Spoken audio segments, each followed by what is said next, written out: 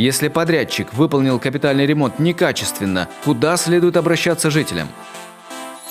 В Республике Коми действует 58-й региональный закон о региональном операторе. Эту функцию у нас выполняет фонд капитальных ремонтов многоквартирных домов. И, соответственно, те граждане, которые накапливают средства на капитальный ремонт у регионального оператора, а это видно в квитанции, кто выставляет счет, соответственно, они имеют дело только с региональным оператором. Региональный оператор нанимает подрядчика, который выполняет работы на доме.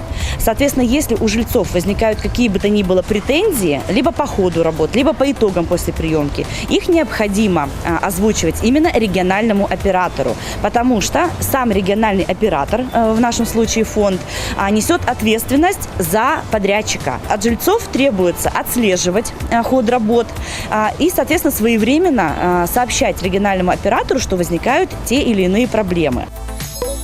Каков гарантийный срок для работ, проведенных подрядчиком в рамках капитального ремонта многоквартирного дома?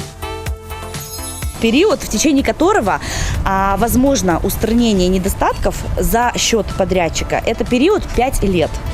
Он отсчитывается с момента, когда подписан акт приемки работ. Что делать, когда подрядчик намеренно затягивает сроки исполнения ремонта? Если же происходит какое-либо затягивание или, отказ подрядчика эти работы выполнять, в любом случае это правоотношение регионального оператора, и он отвечает перед жильцами, за то, чтобы подрядчик эти работы выполнил. Через суд ли, в добровольном ли порядке, это решает региональный оператор. Главное, если у жителей возникают претензии к результату или ходу работ во время капитального ремонта, необходимо свои вопросы озвучить Фонду капитального ремонта Республики Коми. Период устранения недостатков за счет подрядчика составляет 5 лет с подписания акта приема работ. Региональная программа капитального ремонта действует в Коми с 2014 года. За 4 года в многоквартирных домах республики капитально отремонтировано более 100 фундаментов, фасадов и подвальных помещений.